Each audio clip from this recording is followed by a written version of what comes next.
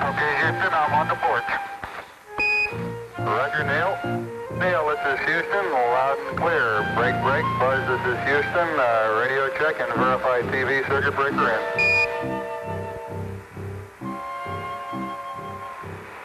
That's one small step for man, one giant leap for mankind.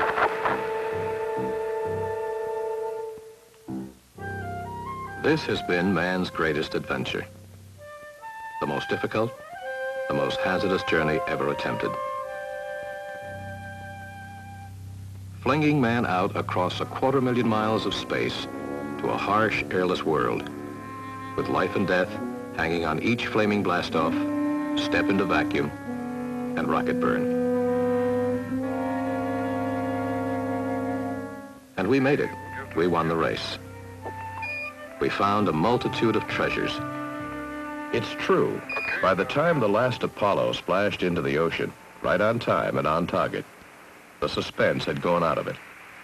The painstaking thoroughness, the systematic skill of that whole operation had made flying to the moon seem, incredibly, the safest form of travel.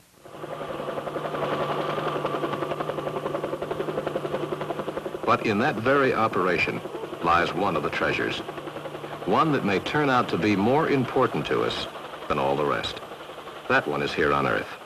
Centered here, near Houston, in the bayou country west of Galveston Bay at the Johnson Space Center.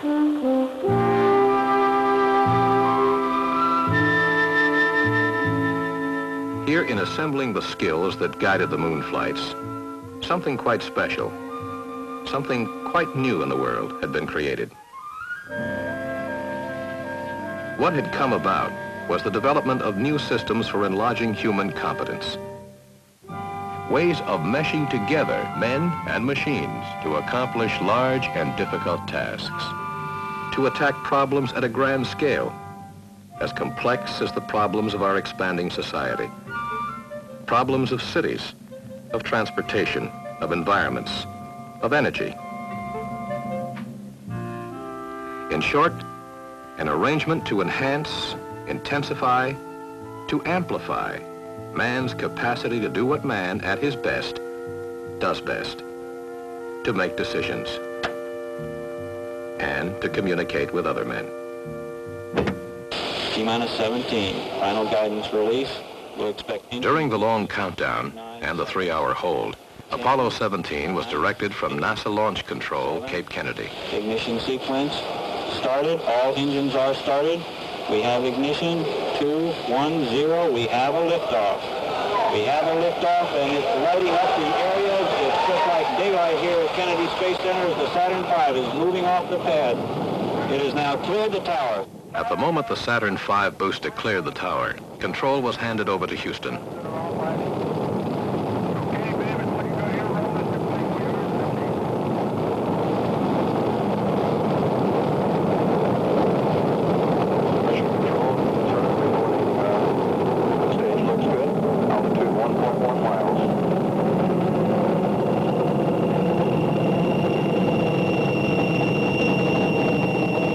The spacecraft dwindled from sight and started out across the miles of space. A vast amount of information about that ship and its crew streamed back and forth between Apollo and the Manned Spacecraft Center. The torrent of data pouring into Houston was instantly sorted and processed and displayed in the Mission Control Center. Throughout the flight, a complex communications network linked controllers, ship, and crew into a close, immediate contact. This exchange of information, spacecraft to Houston and Houston to spacecraft, reached a peak during the descent to the moon's surface. Descent had been scheduled at a time when both the Lunar module and the command module, having separated behind the moon, were both in line of sight of the Goldstone antenna in California. Range is a +2.8. Over. Thank you, Gordy. I'll give it a final trim at 4. Okay. Oh, man, are we down among them, babe? Woo! The telemetry data coming back was directed through the routing computer to the groups that monitor onboard systems, life support and biomedical systems, the astronauts' physical condition and environment, fuel, air, water, batteries, the spacecraft's attitude, acceleration, velocity. 53 degrees. Continuous voice links were maintained between the spacecraft and between each craft and the capsule communicator at Houston. That's affirmative, 410. Stand by for pitch over, Jack. Pitch there it is. Proceeded. And there it is, Houston. There's Camelot. Wide on target. I see it.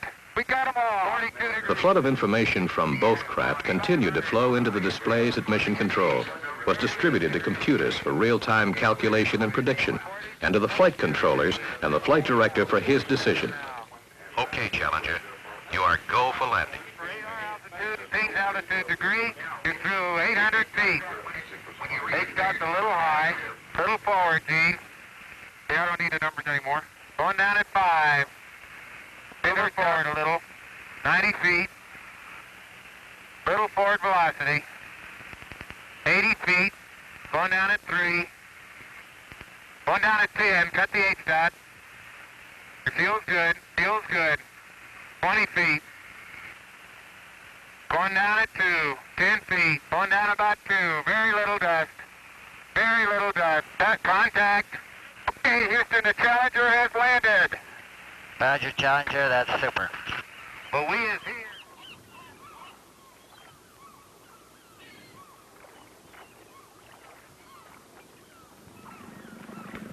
When there is, finally, a moment to look back, it appears that the astounding success of the space program is rooted in a cooperation among NASA scientists and engineers and American industry. NASA and many of the major high-technology corporations in this country teamed together to supply the hardware, propulsion systems, knowledge and skill needed to put man on the moon. Philco-Ford provided the telemetry and communication systems, the systems that receive the data, processed and sorted and displayed it. They also were responsible for the command and control operation, the training of people to use the networks of information channels, and the design and operation of the Mission Control Center itself. This business of ours seems just like chasing... This is Bob Benware, Philco-Ford's Chief of Operations at the Johnson Space Center. This thing we call telemetry, that's really three things. Sensing the data, sending it to the user, and then showing it to him. Originally, messages were sent by Morse code at 30 words per minute. And then with teletype, we got to 100 to 120 words per minute. And that's where we were with Mercury. Then with the Gemini and Apollo, we boosted that to 100,000 words per minute. It's really hard to visualize the vast amount of data coming from the moon to mission control.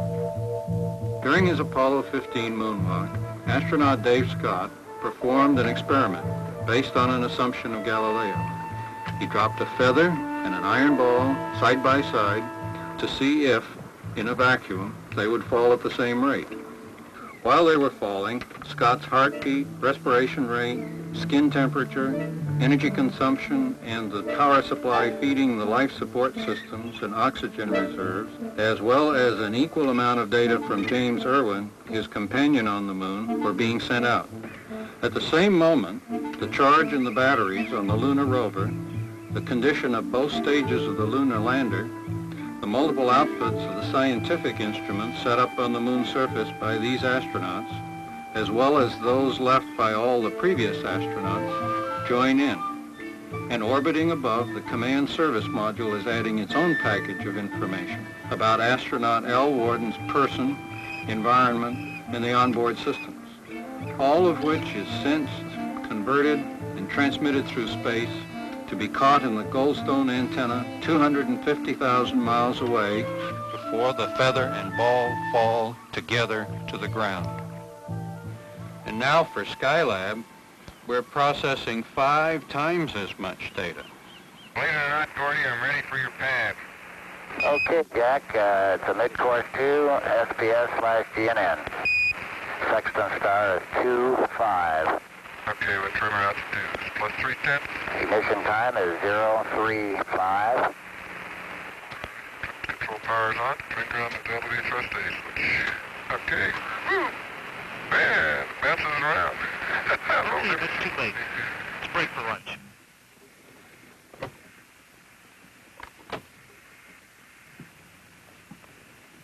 Wow, boy, that seemed real. Yes, we feel the more realistic training is, the more that you will get out of it. This is Ambrose Davis, manager of Philco's Flight Control Department in Houston. Our job is to train flight controllers so that they can control the mission. We train them here in our crew station trainers so that they really understand the physical reality of the spacecraft. Not to ask a man who's performing an experiment on the telescope mount to throw a power switch that's down in the workshop area, for example. And before each mission, we run hundreds of hours of simulations, right in mission control. Simulations train these large groups to work as a team, and that includes the astronauts, who are in their trainers over in Building 5, and the remote sites, Goldstone, Spain, Australia, and so on. They learn voice disciplines, when and how to report in, how to handle problems and emergencies. This work, this training, builds confidence. Confidence in the equipment, that you can count on it, that the controllers can use the information they get to make decisions, so that they know when they mash a button, they're going to get the display they asked for. When they press a button to send a command, that command is going to get sent to the spacecraft. And it gives the astronauts confidence in the flight controllers, so that on flight day, the plan that we've thought out in such detail will actually work in practice. 63 seconds after the launch of the SKYLAB space station, at the point of maximum stress, telemetry told Houston that the unmanned spacecraft was in trouble. Over the next few hours, from the information coming down from the SKYLAB sensors, the flight's controllers were able to deduce that the large aluminum micrometeorite shield had torn away, which left the cylinder containing the living spaces exposed to the direct heat of the sun. Temperatures inside the craft rose to 130 degrees. The disintegrating shield had ripped off one of the solar panels and trapped the other, leaving SKYLAB seriously short of power. Immediately, the greatest fix in space history was begun, a heroic effort to save the SKYLAB mission. Here in the giant water tank at the Marshall Space Center in Alabama, the astronauts tried out schemes to restore the SKYLAB to usefulness. Their spacesuits, weighted to simulate the weightless conditions they would experience in orbit. They tested designs for sunshades that could cool the ship to livable temperatures.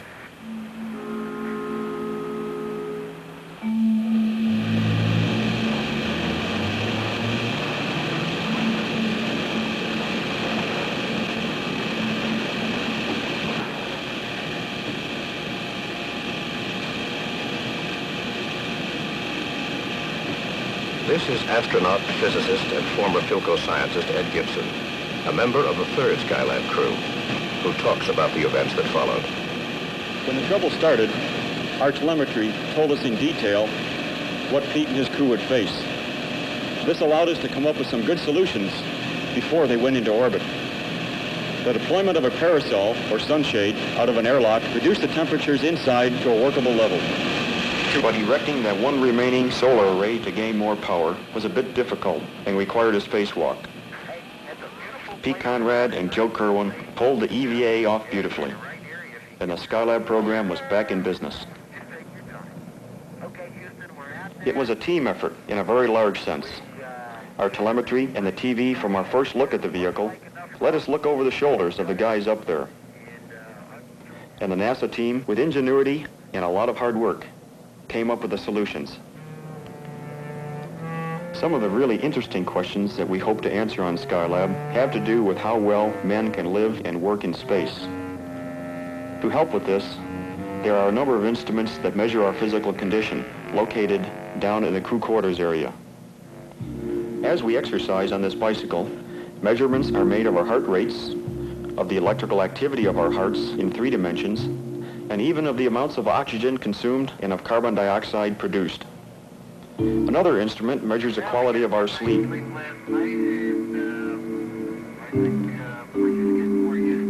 All of this data is recorded and then beamed down to mission control in short bursts as the SKYLAB passes over its receiving stations.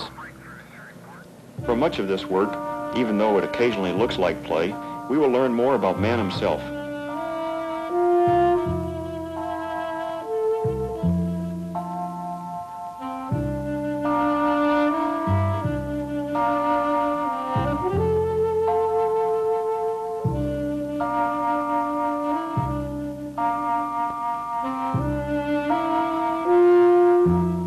In the workshop space and up in the multiple docking adapter, we have experiments which are performed in biology and in physics and in metals technology.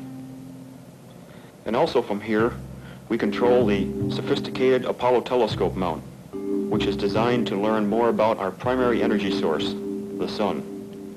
The Apollo telescope mount carries about a ton of sensitive instruments and cameras, all aimed at the same point on the sun's surface, each one sensing a different part of the sun's rays. The red light of hydrogen, X-rays, ultraviolet, some of which can only be viewed from space, outside of the Earth's atmosphere. The telescope mount and several other experiments look at different astronomical events in the sky, including the dramatic visitor to our Christmas skies, Kohoutek's comet. SKYLAB studies of the comet's radiation may lead to a new understanding of these unusual bodies, as well as the nature of our solar system.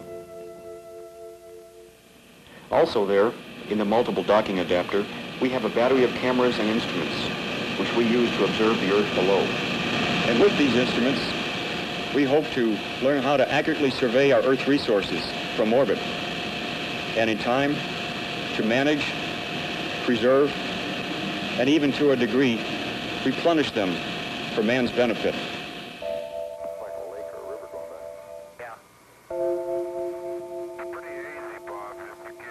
Photographing the Earth from airplanes and now from space has added a new perspective to our view of the world. What is new is the use of sophisticated electronic devices which sense heat, radio, and microwaves to produce pictures of the Earth, and new films sensitive to infrared and ultraviolet light that can see through clouds and haze to give us startling pictures in which the colors, while unreal, are meaningful to the trained eye. This is a mapping of an attack of corn blight in the Midwest, taken through several consecutive months on infrared film. This area around Trinity Bay in Texas is being used as a test site for these new techniques. Here it is, viewed by film sensitive to infrared, seen by radar, scanned by a sensor that records heat. Differences in the water temperatures in the power plant's cooling pond show clearly. When the outputs from these and other sensors are brought together by a computer, they can reveal more and more information. Here in a national forest, the computer is producing an inventory of the number and types of trees. The green is pine, the red is hardwood. The imagery produced by this new field has the strange look of an alien planet. But the study of these images can give experts new insights into the nature of severe storms, the ability to predict floods and earthquakes, to map the Earth's natural resources and locate oil and needed minerals, to protect the environment, and to improve crop yield by managing water resources and controlling plant disease. Investigators work with images produced by this Philco system and other experimental systems to find ways of making the information transmitted from space useful to men on the ground. In this task, computers, remote sensors, machines, and men are linked into a system designed to extend man's senses and capabilities. A communications network, the development of which has been Philco's major contribution, tying together NASA's vast systems for handling and using data, but training and organizing people for managing projects of a complexity quite beyond any ever attempted. It amounts to a new way of going about doing things. a new tool, a treasure of the mind. Since the Greeks, men have known that the Earth is a round ball hanging in space. Even this knowledge did not prepare us for that moment when, live from the moon, we saw our cloudy sphere floating alone in blackness. Viewed from such a distance, the needs of that small planet seemed very close. On this voyage of exploration, we have discovered a treasure in the minds of men and rediscovered a world on which to spend it. The circle has been closed with the intricate arts of thought and execution that brought us to the moon. We can turn back to look at the problems and possibilities of Earth.